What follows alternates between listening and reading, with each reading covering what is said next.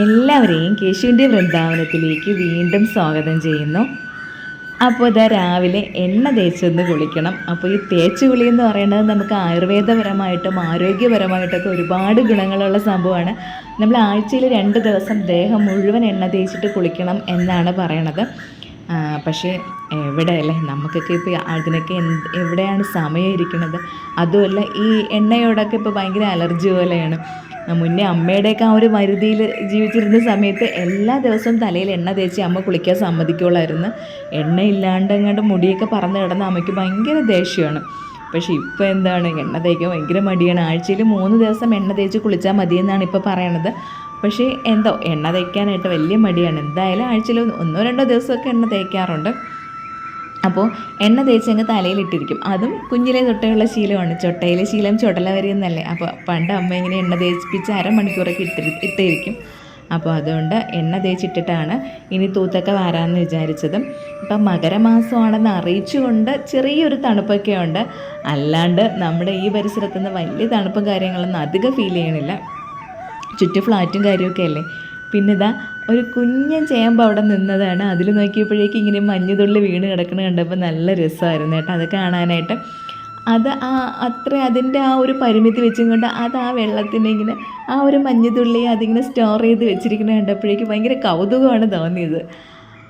അങ്ങനെ ഇതാ ഇനി വീണ്ടും എല്ലായിടമൊക്കെ ഒന്ന് അടിച്ചൊക്കെ വരണമല്ലോ. അപ്പോൾ അടിച്ച് വരാനൊക്കെ തുടങ്ങിയതേ ഉള്ളൂ. പിന്നെ ഇന്ന് കാവടിയാണ്, ഇന്ന് തൈപ്പൂയമാണ്. അപ്പോൾ കാവടി ഘോഷയാത്രയുണ്ട്. നമ്മുടെ വീടിനടുത്ത് 1-2 സുബ്രഹ്മണ്യ സ്വാമി ക്ഷേത്രങ്ങളൊക്കെ ഉണ്ട്. അപ്പോൾ അവിടേക്ക് എല്ലാ വർഷവും കാവടി ഘോഷയാത്രയുണ്ട്, അഗ്നിക്കാവടിയുണ്ട്. അപ്പോൾ അതൊന്ന് കാണാനായിട്ട് പോകണം.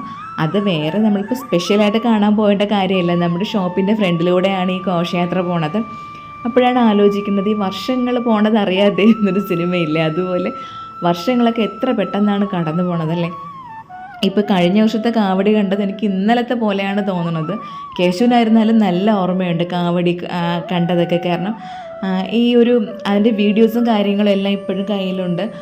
അതുപോലെ തന്നെ എപ്പോഴും കാവടി ഘോഷയാത്ര എന്നൊക്കെ പറയുമ്പോഴേക്കും മോനത് നല്ല ഓർമ്മയാണ്. പ്രത്യേകിച്ച് അവൻ്റെ കാര്യം എന്ന് വെച്ചാൽ ഘോഷയാത്രയുടെ കൂടെ കളിപ്പാട്ടങ്ങൾ കാണും, കളിപ്പാട്ടക്കാരൻ കാണും. അപ്പം നമ്മളതിനെ എങ്ങനെ മുടിപ്പിക്കാൻ നിൽക്കണം അവൻ ചിന്തിച്ചുകൊണ്ടിരിക്കുന്നത്.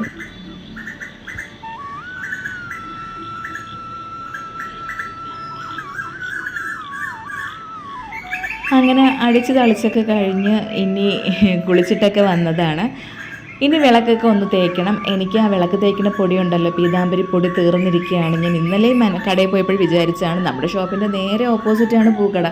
പക്ഷേ പോണ സമയത്ത് ആലോചിച്ചുകൊണ്ട് പോകും. അവിടെ ചെല്ലുമ്പോൾ എന്താണെന്ന് അറിഞ്ഞുകൂടാ, ഈ കണ്ണും നട്ട് അതിലോട്ടാണ് നോക്കിയിരിക്കണം, ആ കടയിലോട്ട്. എന്നാലും കുറച്ച് കഴിയുമ്പോൾ വാങ്ങാമെന്ന് വിചാരിച്ച് വരാൻ നേരമാകുമ്പോഴേക്കും അതങ്ങ് മറന്നുപോകും. അങ്ങനെ ഇന്ന് വാങ്ങിയാലേ പറ്റുള്ളൂ. ഇപ്പം ഞാൻ പുളിയും പിന്നെ ലിക്വിഡൊക്കെ വെച്ചാണ് അഡ്ജസ്റ്റ് ചെയ്ത് വിളക്കൊക്കെ തേച്ചത്. പിന്നെ അതുപോലെ തന്നെ ആ ചിരട്ട കത്തിക്കാനായിട്ട് ഇട്ടിട്ടുണ്ട്, കണലാക്കാനായിട്ട് കുമിഞ്ചാനായിട്ടൊന്ന് പുകയ്ക്കാമെന്ന് വിചാരിച്ച് ഇന്ന് രാവിലെ. അങ്ങനെ ഇനി വിളക്കെല്ലാം തേച്ച് വെച്ച് ആ ചിരട്ട കത്തിക്കാനായിട്ടൊക്കെ വെച്ചിട്ട് ഇനി പൂക്കൾ പറിക്കാനായിട്ട് പോകണം. ഇപ്പം ഞങ്ങളുടെ വീട്ടിൽ ചെമ്പരത്തിപ്പൂ ഇന്ന് ഒട്ടും ഇല്ലായിരുന്നു, ഒരു പൂവേ ഉണ്ടായിരുന്നുള്ളൂ. അങ്ങനത്തെ അപ്പുറത്തെ സുനിത ചേച്ചിയുടെ വീട്ടിലാണ് ഈ പൂ പറിക്കാനായിട്ട് പോയത്. അപ്പം നമുക്ക് ഈ പൂക്കൾ ഭയങ്കര പ്രാധാന്യമല്ലേ വിളക്കൊരുക്കണതിൽ. അപ്പോൾ പൂക്കൾ വെച്ച് അലങ്കരിക്കുമ്പോൾ അതിനൊരു പ്രത്യേക ഭംഗിയായിട്ടാണ് തോന്നാറ്. അങ്ങനെ ഇതാ അവിടെ പോയിട്ട് പൂക്കളൊക്കെ പറിച്ച്. പക്ഷേ ഇതാ കണ്ട അവിടെ ഈ ഒരു സംഭവം ഇരിപ്പുണ്ട്. നമ്മുടെ തേനീച്ച ഉണ്ടല്ലോ, ഇത് വലിയ തേനാണ്, ചെറുതേനിൻ്റെതല്ല. കുറേ നാളോട്ട് അങ്ങനെ തന്നെ ഇരിക്കണം. ഇതിന് എപ്പോഴാണ് ഇത് പാകം ആവണതെന്നോ എപ്പോഴാണ് ഇത് എടുക്കേണ്ട സമയം ആവണതോ എന്നൊന്നും നമുക്ക് യാതൊരു ഐഡിയയും ഇല്ല. കാരണം നമ്മുടെ ഈ ഏരിയയിലൊന്നും ഇങ്ങനെ തേനീച്ച അധികം വന്ന് കൂട്ടിയിട്ടൊന്നുമില്ല. അപ്പോൾ അതുകൊണ്ട് ഇതിൻ്റെ ഒരു കാര്യങ്ങളും അറിഞ്ഞുകൂടെ. എന്തായാലും ചേച്ചി അവിടെ വെച്ചിരിക്കേണ്ടത് ആർക്ക് ശല്യമില്ലാണ്ടിരിക്കുകയാണ്. പിന്നെ ചില സമയത്ത് പിള്ളേരിങ്ങനെ കല്ലെറിയും. അപ്പോഴെങ്ങാണ് ഇതെല്ലാം കൂടെ ഇളവിയാലുള്ള അവസ്ഥ ഒന്നും ചിന്തിക്കാൻ പോലും വയ്യ. അങ്ങനെ അവിടെ നിന്ന് പോയി പൂവൊക്കെ എടുത്തിട്ട് വന്ന്. മോൻ എണീച്ചില്ല, കേശുക്കുട്ടൻ എഴുന്നേറ്റില്ല, ഇല്ലെങ്കിൽ ഇപ്പോൾ എൻ്റെ പിറകെ വാലുപോലെ കാണുമായിരുന്ന ആൾ.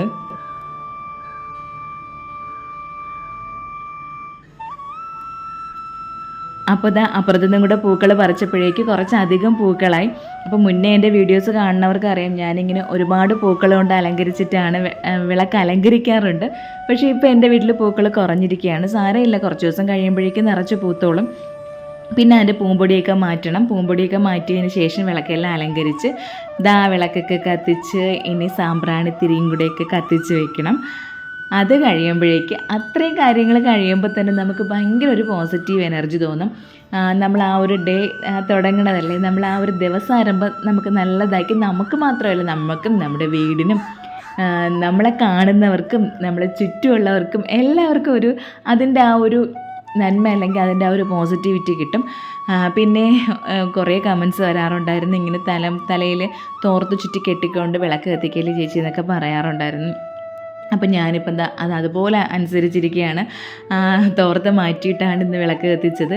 മുന്നേ എൻ്റെ വീട്ടിലെ അമ്മ എപ്പോഴും പറയുന്നത് ഇങ്ങനെ തലയിൽ തോർത്ത് കെട്ടിക്കൊണ്ട് വിളക്ക് കത്തിക്കരുതെന്ന്. പക്ഷേ അമ്മ പറയുമ്പോഴേക്കും അനുസരിക്കാൻ കുറച്ച് മടിയാണ്.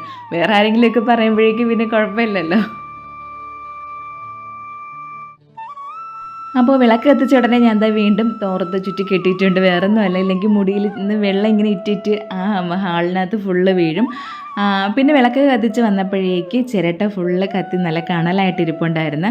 അതിലോട്ട് കുമിഞ്ചാൻ തട്ടുമ്പോഴുള്ള അവസ്ഥ അറിയാമല്ലോ, നല്ല മണവും ഭയങ്കര പുകയും ഒക്കെയാണ്. അപ്പോൾ അതിനെ എല്ലായിടും വീട് മൊത്തം ആ ഒരു പുകയൊക്കെ കൊടുത്തതിന് ശേഷം ആ മതിലിൻ്റെ മണ്ടയിൽ വയ്ക്കും. അപ്പോഴേക്കും നമുക്ക് ആ ഒരു പരിസരത്തൂടെയൊക്കെ അവിടെ മൊത്തത്തിൽ ആ ഒരു നല്ല ഒരു മണമൊക്കെ ഒന്നങ്ങ് പരക്കുമല്ലോ. അപ്പോൾ അതിന് വേണ്ടിയാണ് അവിടെയൊക്കെ വെച്ചിരുന്നത്. അങ്ങനെ ആ ഒരു കുറേ കാര്യങ്ങൾ നമുക്ക് വേണ്ടി ചെയ്യണത്, നമ്മുടെ വീട്ടുകാർക്ക് വേണ്ടി ചെയ്യണത്, അങ്ങനെയുള്ള ആ ഒരുപാട് കാര്യങ്ങൾ നമുക്കൊരു എനർജറ്റിക്കായിട്ട് ഡേ ഫുൾ എനർജറ്റിക്കായിട്ടിരിക്കാനുള്ള കാര്യങ്ങൾ, അല്ലെങ്കിൽ ഒരു പോസിറ്റിവിറ്റി നമ്മുടെ വീടിന് ഐശ്വര്യം കൊടുക്കുന്ന കാര്യങ്ങൾ, അങ്ങനെയുള്ള കുറേ കാര്യങ്ങളായിരുന്നു ഇത്രയും നേരം ചെയ്തത്. അതൊക്കെ കഴിഞ്ഞ് ഇനി അടുത്ത് നേരെ അടുക്കളയിലോട്ട് പോകണം. അപ്പോൾ അതാ അമ്മ ഗ്രീൻ പീസ് കറി വെച്ചിട്ടുണ്ടായിരുന്നു. ഇനി അപ്പം ചുരണം. അപ്പോൾ തലേ ദിവസം ഗ്രീൻ പീസൊക്കെ വെള്ളത്തിൽ ഇട്ട് വെച്ചിട്ടായിരുന്നു ഉറങ്ങാനായിട്ട് പോയത്. അപ്പോൾ അമ്മ രാവിലെ എഴുന്നേറ്റ് വന്ന് പല്ല് തേച്ച ഉടനെ അമ്മ അടുക്കളയിൽ കയറും. അപ്പോൾ ഞാൻ ഇത്രയും കാര്യങ്ങളൊക്കെ ചെയ്തിട്ട് വന്നപ്പോഴേക്ക് കറിയെല്ലാം അവിടെ റെഡി ആയിരുന്നു. ഇനി അപ്പം ചുട്ടാൽ മാത്രം മതി. പിന്നെ അതുമല്ല, കുറേ പേരിങ്ങനെ കമൻറ്റ് ചെയ്ത് പറഞ്ഞിട്ടുണ്ടായിരുന്നു, ചേച്ചി ഞങ്ങളും ഇപ്പോൾ ഇതേപോലെയൊക്കെ ചെയ്യാനായിട്ട് തുടങ്ങി, രാവിലെ എന്നും വിളക്ക് കത്തിക്കും, ഇതുപോലെയൊക്കെ ചെയ്യാനായിട്ട് തുടങ്ങിയപ്പോൾ നമുക്ക് നല്ലൊരു പോസിറ്റിവിറ്റി തോന്നുന്നുണ്ടെന്ന്. അതൊക്കെ കേട്ടപ്പോൾ ഒരുപാട് സന്തോഷമുണ്ട് കേട്ടോ. നമ്മൾ പറയുന്ന കാര്യങ്ങൾ കുറച്ച് പേരെങ്കിലും അക്സെപ്റ്റ് ചെയ്യണുണ്ടല്ലോ, കുറച്ച് പേർക്കെങ്കിലും അതിലെന്തെങ്കിലും കാര്യമുണ്ടെന്ന് തോന്നണമല്ലോ എന്ന് തോന്നുന്നത് തന്നെ, എന്ന് അറിയണത് തന്നെ ഒരു സന്തോഷമാണ്. അപ്പോൾ ഇനി അപ്പം ചുടണം. അപ്പവും ഗ്രീൻ പീസ് കറിയൊക്കെ കഴിച്ചും കൊണ്ട് വേണം നേരെ ഇനി കോവിലല്ല കടയിലോട്ട് പോകാനായിട്ട്. പിന്നെ ഇന്ന് വെള്ളിയാഴ്ച ആയതുകൊണ്ട് 10:30 മുതലാണ് 10:12 ആണെന്ന് തോന്നുന്നു രാഹുകാലം. അപ്പോൾ 9:30 ആകുമ്പോഴേക്ക് അമ്പലത്തിൽ നിന്ന് ഇറങ്ങും. അപ്പം ഈ കാവടി ഘോഷയാത്ര എപ്പോഴും ശിവൻ്റെ അമ്പലത്തിൽ നിന്ന് വേല് കുത്തിയിട്ട് മുരുകൻ്റെ അമ്പലത്തിലോട്ടാണ് പോണത്. അപ്പോൾ നമ്മുടെ ആ ഉത്സവം നടക്കുന്ന അമ്പലം നമ്മുടെ കട കഴിഞ്ഞ് കുറച്ചങ്ങ് മൺവിളയിലോട്ട് പോകണം. പക്ഷേ ഈ വേല് കുത്തി പോണത് നമ്മുടെ കോലത്തേര അമ്പലത്തിൽ നിന്നാണ്, ഞങ്ങളുടെ ഷോപ്പിന് അടുത്തുള്ള അമ്പലത്തിൽ നിന്നാണ്. എപ്പോഴും അങ്ങനെയാണ്, അച്ഛൻ്റെ അടുത്ത് നിന്ന് വേല് കുത്തിയിട്ടാണ് മകൻ്റെ അടുത്തേക്ക് പോണത്. അപ്പോൾ കേശുദ എണീച്ച് വന്നിട്ടുണ്ട്. അവിടെ വന്നിരിക്കുകയാണ്. അമ്മയെ കാവടി കാണാൻ പോകണ്ടേന്നൊക്കെ ചോദിക്കുന്നുണ്ട്. അച്ഛനും മോനും ഇപ്പോൾ ഉണർന്ന് വന്നതേ ഉള്ളൂ. അങ്ങനെ ഞാനിവിടെ അപ്പമൊക്കെ ഉണ്ടാക്കണ തിരക്കിലാണ്. എനിക്ക് നന്നായിട്ട് വിശക്കണുണ്ട്. സത്യത്തിൽ ഇന്നലെ രാത്രി കഴിച്ചില്ല, ഒന്നും കഴിക്കാതെയാണ് കിടന്നത്. അപ്പോൾ രാവിലെ എഴുന്നേറ്റപ്പോൾ നല്ല വിശപ്പും ഉണ്ടായിരുന്നു. അതുമല്ല അപ്പം ഉണ്ടല്ലോ, നല്ല പഞ്ഞി പോലെ ഇരിക്കുകയായിരുന്നു, നല്ല സോഫ്റ്റായിരുന്നു. ചില ദിവസങ്ങളിൽ മാത്രമേ ഇത്രയും സോഫ്റ്റായിട്ട് കിട്ടുള്ളൂ. അപ്പോൾ അതൊക്കെ കണ്ടപ്പോൾ തന്നെ ഭയങ്കര വിശപ്പ് കുറച്ചും കൂടെ ഇരട്ടിച്ചാണ് വന്നത്. അങ്ങനെ ഞാൻ എന്തായാലും 2 അപ്പം ഉണ്ടാക്കി കഴിക്കാമെന്ന് വിചാരിച്ച്. അച്ഛനും മോനും അവിടെ അങ്ങനെ എണീച്ച് വന്നിട്ട് ആ ഒരു ഉറക്കച്ചടവിലൊക്കെ അങ്ങ് ഇരിക്കണതേ ഉള്ളൂ. അപ്പം ഞാനിവിടെ ഇതൊക്കെ ചെയ്യണമെങ്കിൽ ഇടയ്ക്ക് വിളിച്ച് പറയാനുണ്ട്, കാവടി പോകും കേശു, പെട്ടെന്ന് റെഡി ആയിക്കോ, പെട്ടെന്ന് പല്ലിയിച്ചോ എന്നൊക്കെ പറയുമ്പോഴേക്കും ആൾ കുറച്ച് സ്പീഡപ്പ് ആക്കണുണ്ട് കാര്യങ്ങളെല്ലാം. ഇനി എങ്ങാനും നമ്മളവിടെ എത്തുമ്പോൾ കാവടി പോയി കഴിഞ്ഞാൽ പിന്നെ നമ്മൾ കാവടി അവിടെ തുള്ളേണ്ടി വരും, ഇല്ലെങ്കിൽ കേശു നമ്മളെ ശരിയാക്കും.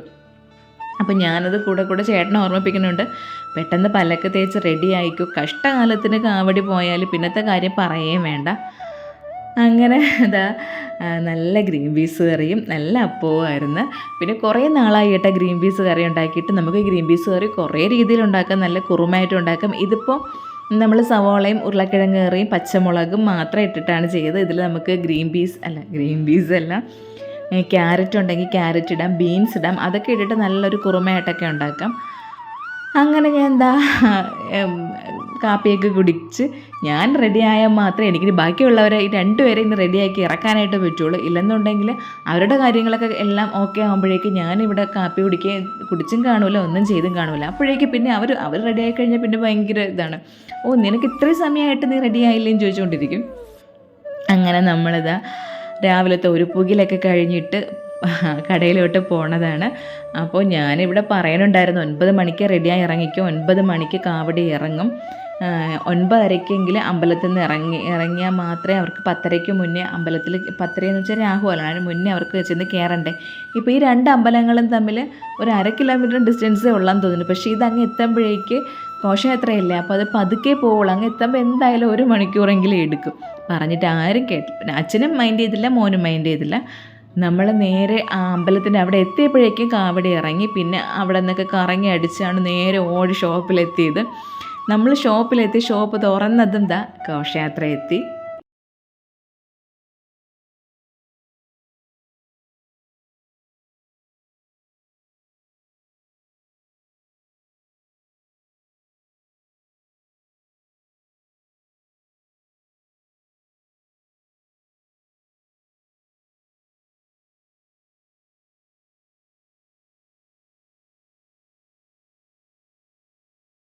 ഇപ്പോൾ കാവടി ഒരുപാട് കുറവാണ്.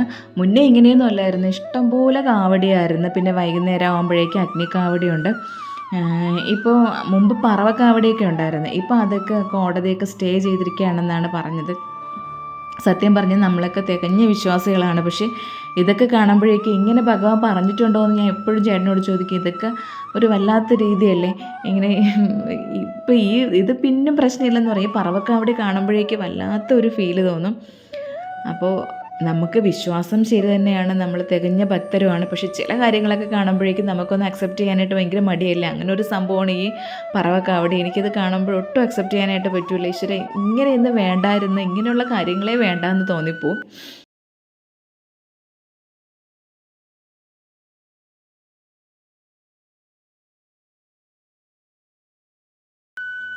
പിന്നെ ഇന്ന് തൈപ്പൂയം മാത്രമല്ല, ജനുവരി 26 റിപ്പബ്ലിക് ഡേ ആണ്. അപ്പോൾ അനന്തുവിന് ഇന്ന് SPC ഉണ്ടായിരുന്നു. അപ്പോൾ അനന്ത് SPCയിലുണ്ട്. അപ്പോൾ അതിൻ്റെ യൂണിഫോമിൽ അവർക്കിന്ന് പരേഡ് എന്തൊക്കെ ഉണ്ടായിരുന്നു. അപ്പോൾ ഇന്ന് 10:30 മണി വരെ ഉണ്ടായിരുന്നുള്ളൂ സ്കൂൾ, 9 മണി തൊട്ട് 10:30 വരെ ഉണ്ടായിരുന്നുള്ളൂ. പരേഡിന് പോയിട്ടാണ് ആൾ യൂണിഫോമിലൊക്കെ വന്നത്. അപ്പോൾ ഘോഷയാത്രയുടെ ഇടയിൽ കൂടെയാണ് ആ മോനും കൂടെ വന്നത്. അപ്പോൾ കേശുവിനാണെങ്കിൽ ഇത് കാണുമ്പോൾ ചെറിയൊരു കുശുമ്പൊക്കെ ഉണ്ട്, ഈ പോലീസ് യൂണിഫോമിൽ അനന്തുവിനെ കാണുമ്പോഴേക്ക്. പിന്നെ കണ്ടില്ലേ, ഇങ്ങനെ കട്ടായാണ് കാവടി വരണത്. കുറച്ച് കാവടി പോയിട്ട് പിന്നെയും കുറച്ച് ഗ്യാപ്പ് എടുത്തിട്ടായിരിക്കും അടുത്ത കാവടി വരണത്. പിന്നെ കൊച്ചു പിള്ളേരെ തൊട്ട് കാവടി എടുപ്പിക്കും. അത് ഈ വേൽക്കാവടി മാത്രമാണ് ശൂലക്കാവടി എടുക്കുന്നത്. പിന്നെ അറിയാമല്ലോ, വലിയ ആൾക്കാരൊക്കെ ആയിരിക്കും. പിന്നെ നേർച്ചയായിട്ടൊക്കെ ഒരുപാട് പേര് കാവടി എടുക്കാറുണ്ട്. നമ്മുടെ ഈ ഏരിയയിൽ എല്ലാ വർഷവും ഒരുപാട് കാവടിയുണ്ട്. ഞാൻ പറഞ്ഞില്ലേ, 2-3 അമ്പലങ്ങളുണ്ട്. അപ്പോൾ ഇതിപ്പോൾ രാവിലെയാണ്. ഇന്നിനി വൈകുന്നേരം ഘോഷയാത്രയുള്ള അമ്പലമുണ്ട്. അങ്ങനെ കുറേ കാര്യങ്ങളുണ്ട്. അപ്പോൾ ഇനി ഇതിന് തേർക്കാവടി എന്നാണ് പറയണത്. കണ്ടില്ലേ, തേരിങ്ങനെ വലിച്ചുകൊണ്ട് പോകും. മുതുകിൽ ക്ലിപ്പിട്ടിട്ടാണ് ആ തേര് വലിച്ചുകൊണ്ട് പോണത്. ഇത് കാണുമ്പോൾ എനിക്ക് എന്തോ, നമുക്ക് വിശ്വാസവും കാര്യമൊക്കെ ശരി തന്നെയാണെങ്കിലും ദേഹമൊക്കെ ഭയങ്കരമായിട്ടൊന്ന് പെരുത്ത് വരും പോലെയൊക്കെ തോന്നും.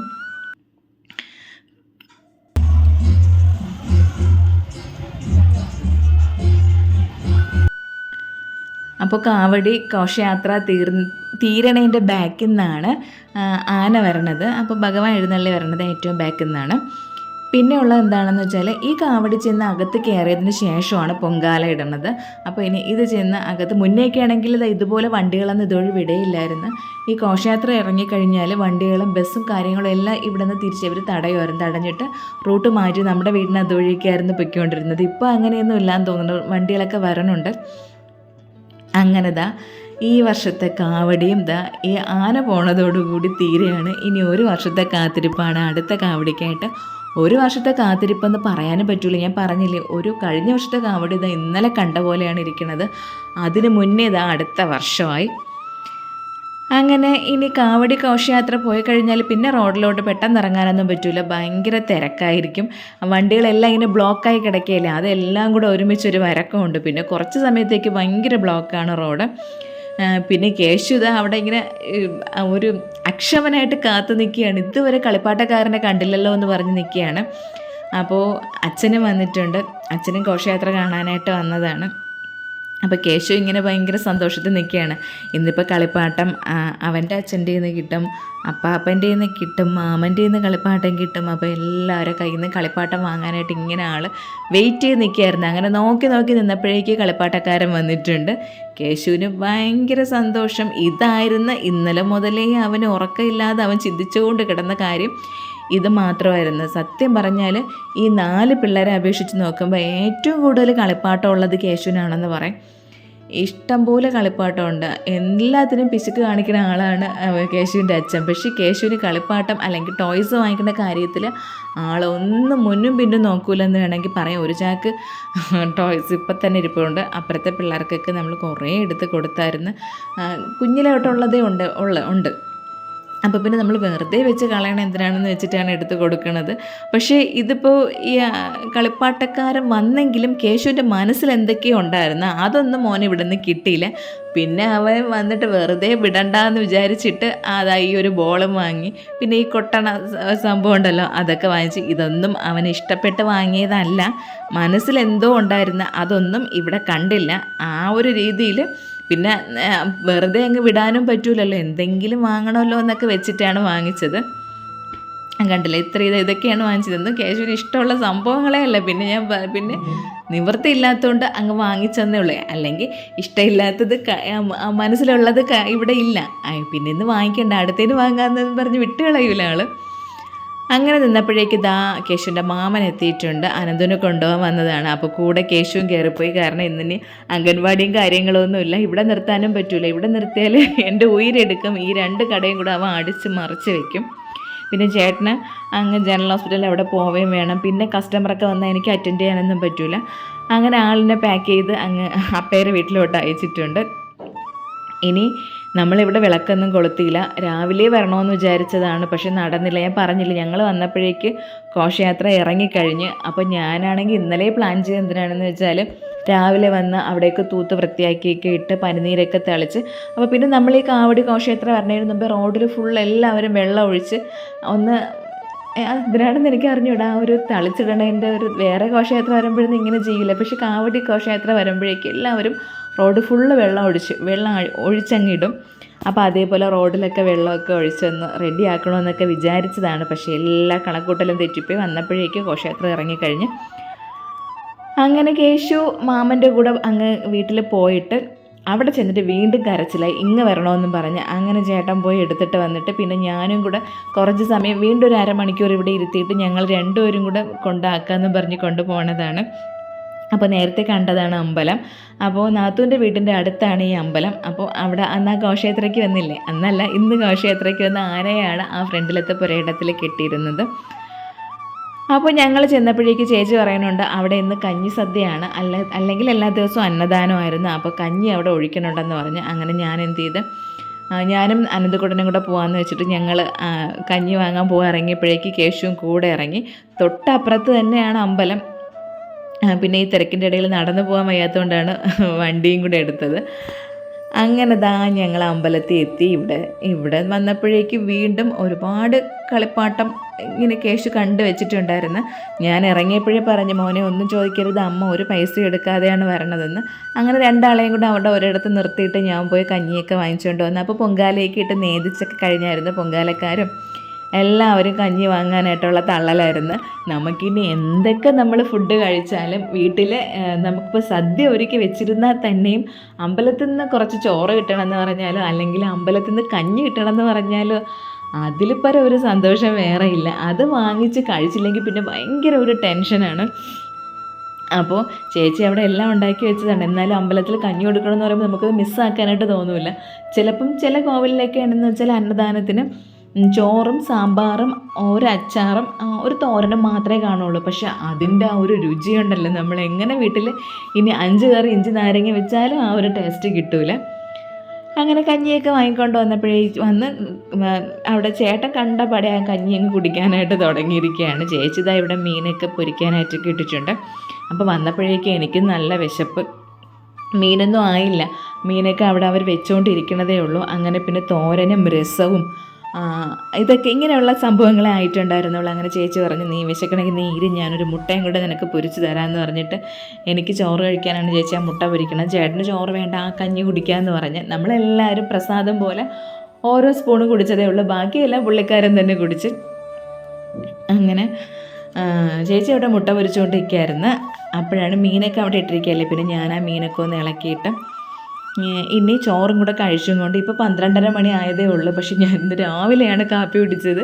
അല്ലെങ്കിൽ മിക്കവാറും കാപ്പി കുടിക്കുമ്പോഴേക്ക് ഒരു 9:30 മണിയെങ്കിലും ആവും. ഇന്നിപ്പോൾ ഒരു 7:45 ആയപ്പോഴേ കാപ്പി കുടിച്ചുകൊണ്ട് 12:30 ആയപ്പോൾ തൊട്ട് നല്ല വിശപ്പായിരുന്നു. അങ്ങനെ ഇനി ഇവിടെ നിന്ന് ചോറൊക്കെ കഴിച്ചും കൊണ്ട് കേശുവിനെ എന്തെങ്കിലും പറഞ്ഞ് ഇവിടെ ആക്കിയിട്ട് നേരെ കടയിൽ പോകണം. എന്നെ കടയിലാക്കിയിട്ട് ചേട്ടന് പിന്നെ ജനറൽ ഹോസ്പിറ്റലിൻ്റെ അവിടുത്തെ ഷോപ്പിൽ പോകാനുണ്ട്. കേശുവിനെ എങ്ങനെയെങ്കിലും അവിടെ ആക്കണമെന്ന് പറഞ്ഞാൽ എപ്പോഴും അവിടെ പോകാനാണ് കരച്ചിൽ. അപ്പേരെ വീട്ടിൽ പോകണമെന്ന് പറയും. പക്ഷേ ഇന്നത്തെ ഈ ഒരു പ്രത്യേക സാഹചര്യത്തിൽ അവിടെ നിൽക്കാൻ ഭയങ്കര മടിയാണ്. ഇവിടെ കളിപ്പാട്ടവും കാര്യങ്ങളും ഘോഷയാത്രയൊക്കെ നമ്മളെ കടയുടെ ഫ്രണ്ടിൽ കൂടെ പോവുകയല്ലേ. പിന്നെ കടയിൽ വന്നിട്ട് ചേച്ചിയുടെ വീട്ടിൽ പോകാനും മടിയാണ്. കടയിൽ വന്ന് അവൻ ഒരുപാട് കളിക്കാനും ഒരുപാട് അവിടെ കിടന്ന് മറിയാനൊക്കെ കാര്യങ്ങളുണ്ടല്ലോ. അങ്ങനെ ഘോഷയാത്രയും കാര്യങ്ങളൊക്കെ കഴിഞ്ഞിട്ട് ഞങ്ങൾ തിരിച്ച് വീട്ടിലെത്തിയപ്പോഴേക്കും പിന്നെ അപ്പാപ്പൻ്റെ വീട്ടിൽ പോകണമെന്ന് പറഞ്ഞിട്ട് പിന്നെ ഞാനും അനന്തവും കേശുവും കൂടെ വീട്ടിലോട്ട് വന്നപ്പോഴേക്കും അച്ഛൻ ഇവിടെ വെള്ളം കോരിക്കൊണ്ട് നിൽക്കുകയായിരുന്നു. അത് കണ്ടപ്പോഴേക്കും കേശുവിന് വെള്ളം കോരണം. അപ്പോൾ കേശു ജീവിതത്തിൽ ആദ്യമായിട്ടാണ് കിണർ ഇങ്ങനെ അത്രയും അടുത്ത് കാണുന്നത്. അല്ലാണ്ട് അമ്പലത്തിൽ പോകുമ്പോഴും കാണുന്ന കിണറേ ഉള്ളൂ. അവിടെ നമ്മളിങ്ങനെ പെട്ടെന്ന് അടുത്ത് പോകില്ലല്ലോ കിണറ്റിൻ്റെ. അങ്ങനെ ഇവിടെ വരണത് തന്നെ ഇവിടെ കളിക്കാനായിട്ട് ഒരുപാട് സ്ഥലമുണ്ടല്ലോ. അപ്പോൾ അനന്തൂനായിരുന്നാലും വന്നാൽ ഇപ്പോൾ ഇവിടെ വരാൻ ഭയങ്കര ഇഷ്ടമാണ്. ഇങ്ങനെ ഒരുപാട് സ്ഥലം പിള്ളേർക്ക് ഉള്ളത് കൊണ്ട് അവർക്ക് ക്രിക്കറ്റ് കളിക്കണോ അത് കളിക്കാം, ഓടി കളിക്കണോ കളിക്കാം. അങ്ങനെ അവിടെ നിന്ന് ബാറ്റും ബോളും ആയിട്ടൊക്കെയാണ് വന്നത്. അപ്പോൾ അവിടെ എല്ലാവരും രണ്ടാളും ഭയങ്കര ക്രിക്കറ്റ് കളി. അച്ഛൻ അവിടെ അതൊക്കെ കണ്ട് അങ്ങനെ നോക്കി രസിച്ചിരിക്കുകയാണ്. കേശു എങ്ങനെയാണെന്ന് വെച്ചാൽ കേശു നന്നായിട്ട് ബാറ്റ് ചെയ്യണുണ്ട്.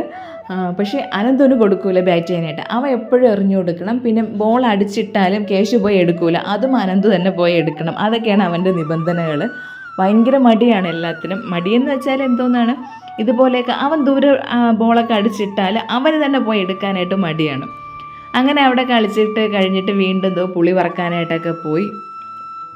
അത് കഴിഞ്ഞ് ഒരു ചായയൊക്കെ കുടിച്ച് നമ്മളങ്ങനെ അവിടെ ഇരിക്കുകയാണ്. പിന്നെ അവിടെ അശോകത്തെറ്റി നിൽപ്പുണ്ട്, ഒരുപാട് പൂക്കൾ നിൽപ്പുണ്ടായിരുന്നു. ഇന്ന് ഞാൻ ചെന്നപ്പോഴേക്ക് കുറേ പൂക്കളൊക്കെ അങ്ങ് കൊഴിഞ്ഞു പോയി. അപ്പോൾ ഇനി ഇവിടെ നിന്ന് അശോകത്തെറ്റിയൊക്കെ എടുത്തുകൊണ്ട് പോകണം.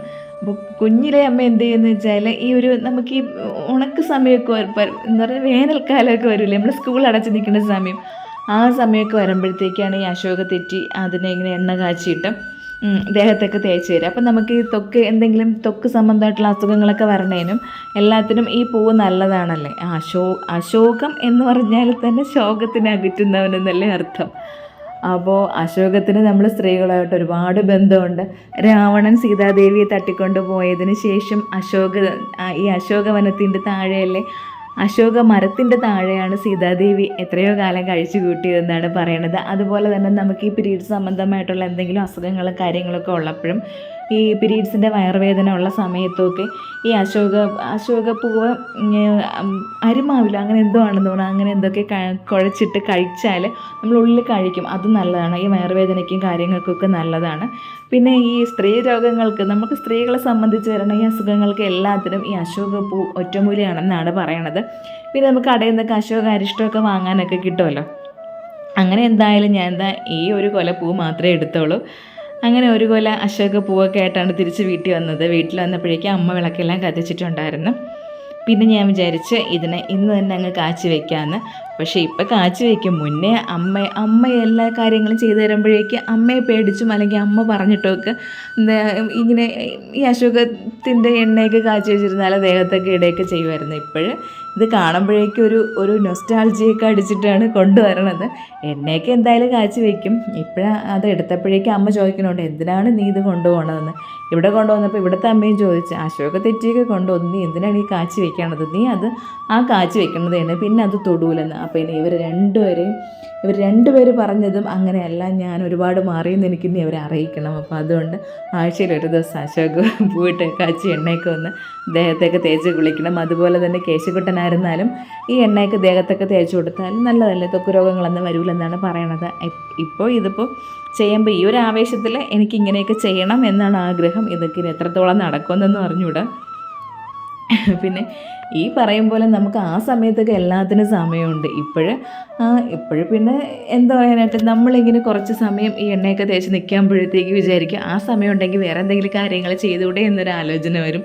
അതുകൊണ്ടാണ് സത്യത്തിൽ ഇതൊക്കെ അങ്ങ് മടിക്കണത്. അങ്ങനെ അത് എണ്ണയൊക്കെ കാച്ചി വെച്ച്, ഇത് അയലക്കറിയാണ്. ഇതിപ്പോൾ 3-ാം ദിവസത്തിലേക്ക് കടന്നിരിക്കുകയാണ് ഈ അയലക്കറി. ഇന്നല്ല 3-ാം ദിവസം, നാളെ ആകുമ്പോൾ ഇത് 3-ാമത്തെ ദിവസമാവും. അപ്പോൾ ഇന്നലെ വെച്ചതായിരുന്നു, രാത്രി അതിന് ചൂടാക്കി വെച്ചിട്ട് ഇന്നും എടുത്ത്. ഇന്നും പിന്നെ ഞാനും ചേട്ടനും കേശുവൊക്കെ ചേച്ചിയുടെ വീട്ടിൽ നിന്ന്, നാത്തൂൻ്റെ വീട്ടിൽ നിന്നാണ് ഊണ് കഴിച്ചത്. അമ്മ മാത്രമേ ഉച്ചയ്ക്ക് വീട്ടിലുണ്ടായിരുന്നുള്ളൂ. അപ്പോൾ അമ്മ ഇങ്ങനെ അധികമൊന്നും എടുക്കില്ല, അമ്മയ്ക്ക് തൈര് മാത്രം മതി. അപ്പോൾ അമ്മ അതൊക്കെ കൂട്ടിയാണ് കഴിച്ചത്. അപ്പോൾ വീണ്ടും ആ കറി ഉണ്ടായിരുന്നു, അതിന് ഞാൻ ഇപ്പോൾ വീണ്ടും ചൂടാക്കി വെച്ചതാണ്. പക്ഷേ സത്യത്തിൽ നാളെ ആകുമ്പോഴേക്കും വീണ്ടും ടേസ്റ്റ് കൂടും. 3 ദിവസമൊക്കെ ഓടിക്കാനായിട്ട് പറ്റുള്ളൂ, അതിനപ്പുറം പോകില്ല. അങ്ങനെ ആ മീനൊക്കെ ചൂടാക്കി വെച്ചൊക്കെ കഴിഞ്ഞപ്പോഴേക്ക് നമ്മൾ അശോക തെറ്റി ഇട്ട് കാച്ച എണ്ണ ഒന്ന് തണുത്തിട്ടുണ്ട്. അപ്പോൾ അതിനൊന്ന് കൈ കൊണ്ടൊക്കെ അതിൻ്റെ ആ കൊത്തൊക്കെ ഉണ്ടല്ലോ, ആ സംഭവങ്ങളൊക്കെ ഒന്ന് പിഴിഞ്ഞ് മാറ്റിയിട്ട് ബാക്കി ഒരു കുപ്പിയിലാക്കി സ്റ്റോർ ചെയ്ത് വയ്ക്കാം. നമ്മളെപ്പോഴും എണ്ണ ഇങ്ങനെ കുപ്പിയിലാക്കി വെക്കണമെന്നാണ് പറയണത്. പക്ഷെ എനിക്കിവിടെ കുപ്പിയിലും ഉണ്ട്, അല്ലാതെ പ്ലാസ്റ്റിക് ബോട്ടിലും ഉണ്ട്. അത് മാറ്റണമെന്ന് ആഗ്രഹമുണ്ട്. പിന്നെ ഇവിടെ ഇപ്പോൾ ചേട്ടൻ എപ്പോഴും പറയണത് നിനക്ക് കൈ ഉറയ്ക്കില്ലെന്നാണ്. ഞാൻ എന്ത് സാധനം എടുത്താലും എൻ്റെ കയ്യിൽ നിന്ന് താഴെ പോകും. അപ്പോൾ അത് പേടിച്ചിട്ട് കുറച്ച് എണ്ണ നമുക്ക് പെട്ടെന്ന് എടുക്കാൻ വേണ്ടി മാത്രം ചെറിയൊരു കുപ്പിയിലാക്കിയിട്ട് വെച്ചിട്ടുണ്ട്. അല്ലാണ്ട് പ്ലാസ്റ്റിക് ടിന്നിലാണ് ഒഴിച്ച് വെച്ചിരിക്കുന്നത്. അപ്പോൾ ഇതിപ്പോൾ ഇത്രയല്ലേ ഉള്ളൂ. അതുകൊണ്ട് ഞാൻ അതിനെ ഒരു ചെറിയൊരു കുപ്പിയിലൊക്കെ ആക്കി മാറ്റിയൊക്കെ വെച്ചിരിക്കുകയാണ്. ഇനി എന്തായാലും നാളെ ഇതൊക്കെ തേച്ചൊന്ന് കുളിക്കണം എന്നാണ് ആഗ്രഹം.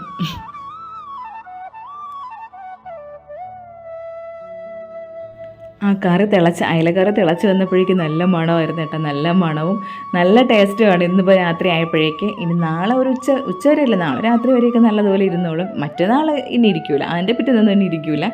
അങ്ങനെ അയലക്കറിയും ചൂടാക്കിയൊക്കെ വെച്ച് ഇനി ഫുള്ളൊന്ന് വൃത്തിയാക്കിയൊക്കെ എടുക്കണം. ഇവിടെ മിക്കവാറും രാത്രി മീൻ ചൂടാക്കി വെച്ചാൽ അത് കാണുമ്പോൾ അതിൻ്റെ മണം അടിക്കുമ്പോൾ തന്നെ ചേട്ടന് ചട്ടിയോടെ എടുത്ത് കൊടുക്കാൻ പറയും. ആൾ ഫുള്ള് അത് കഴിക്കും. അങ്ങനെ ഈ നമ്മൾ ഉച്ചയ്ക്ക് വെച്ച് കൊടുത്ത് കഴിക്കണേക്കാളും ആൾക്കിഷ്ടം നമ്മൾ രാത്രി അതിനെ ഇങ്ങനെ ചൂടാക്കി വറ്റിച്ച് വയ്ക്കുമല്ലോ, അത് കഴിക്കാൻ ഭയങ്കര ഇഷ്ടമാണ്.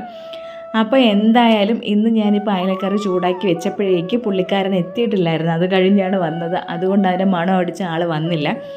അങ്ങനെ എല്ലാവരും ആഹാരമൊക്കെ കഴിച്ച് ഇനി നാളത്തേക്ക് ഈ വേസ്റ്റൊക്കെ ഉണ്ടല്ലോ, അപ്പോൾ നാളെ രാവിലെ വേസ്റ്റ് എടുക്കാനായിട്ട് ആ പയ്യൻ വരും. അപ്പോൾ അതൊക്കെ ഒന്ന് കവറിലാക്കിയൊക്കെ വെച്ച് അതൊക്കെ ഒന്ന് കഴുകി വെച്ച് അവിടെ ഫുള്ളൊന്ന് ക്ലീനാക്കി വെച്ചാൽ ആ ജോലിയൊക്കെ അങ്ങ് കഴിയുമല്ലോ.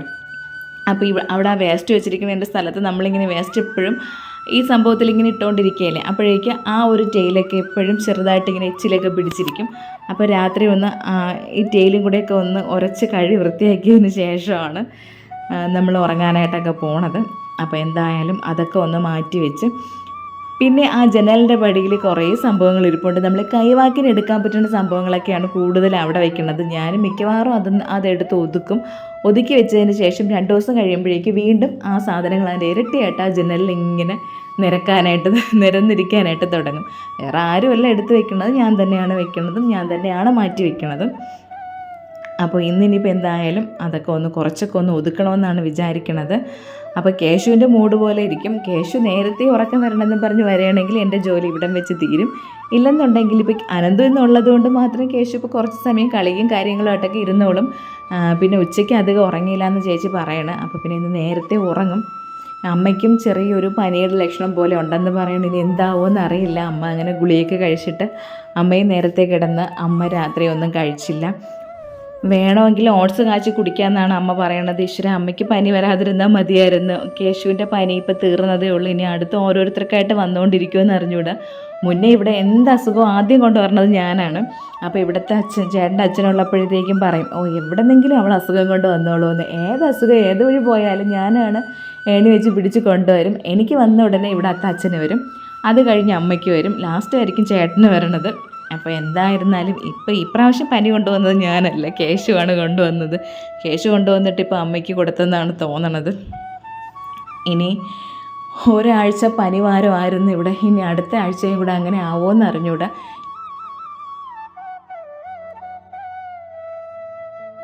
പിന്നെ കാരയ്ക്ക് ഉപ്പിലിട്ട് വെച്ചിരുന്നല്ലേ, അപ്പോൾ 2 ദിവസം കഴിയുമ്പോഴേക്ക് അതിൻ്റെ വെള്ളമൊക്കെ ഒരു കലങ്ങിയിട്ട് കാരയ്ക്ക് അതിൽ കാരയ്ക്കെന്നല്ല എന്ത് ഉപ്പിലിട്ട് വെച്ചിരുന്നാലും അങ്ങനെ 2 ദിവസം കഴിയുമ്പോഴേക്ക് കലങ്ങിയിട്ട് അതിനകത്ത് എന്താണ് കിടക്കണമെന്ന് അറിയാൻ പറ്റില്ല. അപ്പോഴേക്ക് അമ്മ പറയും നീ ആ വെള്ളം മാറ്റണ്ട, ആ വെള്ളം ആ നല്ല ഉപ്പ് വെള്ളമുള്ള അതിൽ കിടന്നാൽ മാത്രമേ അതിൽ നല്ലതുപോലെ ആ സംഭവം പിടിക്കുകയുള്ളൂ, ഉപ്പൊക്കെ പിടിക്കുകയുള്ളൂ എന്ന് പറഞ്ഞ്. പക്ഷെ കാണാൻ ഒരു ഭംഗി കുറവല്ലേ. അങ്ങനെ ഞാൻ എന്ത് ചെയ്യുന്നത് വെച്ചാൽ ആ വെള്ളമൊക്കെ കളഞ്ഞിട്ട് പുതിയ വെള്ളമൊക്കെ ഒഴിച്ച് ഒരല്പം ഉപ്പ് കൂടെ വീണ്ടും ഇട്ട് കൊടുത്തിട്ടുണ്ട്. നന്നായിട്ട് ഉപ്പ് അതിൽ പിടിച്ചിട്ടുണ്ട്. എന്നാലും ഒരല്പം നമ്മൾ വെള്ളം മാറ്റിയതല്ലേ, വെള്ളം മാറ്റുമ്പോഴേക്ക് വീണ്ടും ഉപ്പ് ഒരല്പം കുറയുമല്ലോ. അങ്ങനെ കുറച്ച് ഉപ്പും കൂടെയൊക്കെ ഒഴിച്ച് അങ്ങനെ അത് വീണ്ടുമൊക്കെ അവിടെ വെച്ച് റെഡിയാക്കി വെച്ച് പിന്നെ ആ ഒരു ഭാഗമൊക്കെ നല്ലതുപോലെ ക്ലീനാക്കിയൊക്കെ ഇട്ടിരിക്കുകയാണ്. ഇനി എന്ത് ചെയ്യണമെന്ന് വെച്ചാൽ നമ്മൾ ഈ വിളക്ക് കത്തിക്കുന്ന തിരി ഉണ്ടല്ലോ, തിരി നമ്മൾ വലിച്ചെറിയാൻ പാടില്ലെന്നാണ് പറയണത്. അങ്ങനെ നമ്മളിങ്ങനെ തിരി ഇങ്ങനെ സ്റ്റോർ ചെയ്ത് വെക്കുമായിരുന്നു. ഇപ്പോൾ ഒരാൾ പറഞ്ഞതാണ് നമ്മൾ അങ്ങനെ സ്റ്റോർ ചെയ്തൊന്നും വെക്കേണ്ട, നമ്മൾ തിരി വിളക്ക് കത്തിച്ചിട്ട് ആ തിരി രാത്രി ആകുമ്പോഴേക്കും നമ്മളെ സകല ജോലികളും തീർന്നതിന് ശേഷം, ഇപ്പം മിക്ക വീടുകളിലും ഗ്യാസ് അടുപ്പായിരിക്കുമല്ലോ, സാധാരണ വിറകടുപ്പ് ഉള്ളത് ഇപ്പോൾ കുറവായിരിക്കും. അല്ല നമുക്ക് വിറകടുപ്പാണ് ഉള്ളതെങ്കിൽ ഓക്കെ, അങ്ങനെ അല്ല ഗ്യാസ് അടുപ്പാണ് ഉള്ളതെന്നുണ്ടെങ്കിൽ നമ്മൾ സകല ജോലിയും തീർന്ന് അടുക്കള നമ്മൾ ക്ലോസ് ചെയ്യുന്ന ആ ഒരു സമയമില്ലേ, ആ ഒരു സമയമാകുമ്പോഴേക്കും നമ്മൾ ഈ കത്തിച്ച തിരികളെടുത്തുകൊണ്ട് വന്നിട്ട് ഗ്യാസ് അടുപ്പിൻ്റെ മുകളിൽ വെച്ചിട്ട് അതൊന്ന് കത്തിച്ച് അതിൽ തന്നെ അങ്ങ് ചാരമാക്കി കളയണമെന്നാണ് പറഞ്ഞത്. പിന്നെ നമ്മൾ ഗ്യാസ് അടുപ്പിലാണ് ഈ ഒരു പ്രവൃത്തി ചെയ്യണമെന്നുണ്ടെങ്കിൽ കുറച്ചൊന്ന് ശ്രദ്ധയോടുകൂടി വേണം ചെയ്യാനായിട്ട്. ആ ഗ്യാസിൻ്റെ ഉയർന്ന് കിടക്കുന്ന ആ ഒരു അടുപ്പിൻ്റെ അടുത്തൊന്ന് വെച്ചത് കത്തിക്കാനൊന്നും പാടില്ല. അപ്പം ഞാൻ ഏറ്റവും ഇങ്ങറ്റത്തെ ബർണറിൽ വെച്ചാണ് കത്തിച്ചിട്ട് എങ്ങും പോകാനും പാടില്ല, അതിൻ്റെ മൂട്ടിൽ തന്നെ നിന്നോണം. അപ്പോൾ അത് ഫുള്ള് കത്തി ചാരമായതിനു ശേഷം ഞാൻ വെള്ളം ഒഴിച്ച് അത് നന്നായിട്ട് കെടുത്തിയിട്ട് അത് മൊത്തം ഒന്ന് ക്ലീൻ ചെയ്തതിന് ശേഷമേ പോവുള്ളൂ. അപ്പം നമ്മൾ ഇങ്ങനെ ചെയ്യണതാണ് എപ്പോഴും ഐശ്വര്യം എന്നാണ് പറഞ്ഞത്. അല്ലാണ്ട് നമ്മളിങ്ങനെ തിരി വലിച്ചെറിഞ്ഞാലും നമ്മൾ തന്നെ അതിൽ ചവിട്ടും, വഴിയെ പോണവർ വരണവരെല്ലാം അതിൽ ചവിട്ടാനൊക്കെ സാധ്യതയുണ്ട്. നമ്മൾ തന്നെ ചിലപ്പോൾ ചവിട്ടി ചറുക്കി വീഴാനും സാധ്യതയുണ്ട്. ഇതാകുമ്പോഴേക്ക് ചാരമായിട്ട് അതിന് ശാപമോക്ഷം കിട്ടി അതങ്ങ് തീരെയല്ലേ. അപ്പോൾ ഇതാണ് ഏറ്റവും നല്ലതെന്നാണ് പറഞ്ഞത്. പിന്നെ തമിഴ് ബ്രാഹ്മൺസൊക്കെ ഇങ്ങനെയാണ് ചെയ്യാറുള്ളതെന്ന്. രാത്രി ആകുമ്പോഴേക്കും ഈ തിരി ഇതുപോലെ കത്തിച്ച് എരിച്ചങ്ങ് കളയും അടുപ്പിൻ്റെ മുകളിൽ വെച്ച് എന്ന് കേട്ട കേൾവിയാണ്. ഇത് എത്രത്തോളം സത്യമാണെന്ന് അറിയില്ല. പക്ഷെ പറഞ്ഞപ്പോഴേക്കും എനിക്കത് ആ ഒരു കാര്യം നല്ലതാണ്, അതിലെന്തോ ഒരു കാര്യം ഉണ്ടെന്ന് തോന്നിയിട്ട് ഞാനും ഇപ്പോൾ അങ്ങനെയാണ് ചെയ്യാറ്. പിന്നെ അപ്പോൾ ഇന്നത്തെ വീഡിയോ ഇത്രയേ ഉള്ളൂ. വീഡിയോ ഇഷ്ടമായി ലൈക്ക് ചെയ്യുക, ഇഷ്ടമായില്ലെങ്കിൽ ഡിസ്ലൈക്ക് ചെയ്യുക. പിന്നെ നിങ്ങളിത് കാണുന്നത് FBയിലാണെങ്കിൽ എൻ്റെ പേജ് ഒന്ന് ഫോളോ ചെയ്യണം, അല്ല യൂട്യൂബിലാണെങ്കിൽ ചാനലൊന്ന് സബ്സ്ക്രൈബ് ചെയ്യാനായിട്ട് മറക്കരുത്. പുതിയൊരു വീഡിയോയും പുതിയ വിശേഷങ്ങളുമായിട്ട് നമുക്ക് വീണ്ടും കാണാം.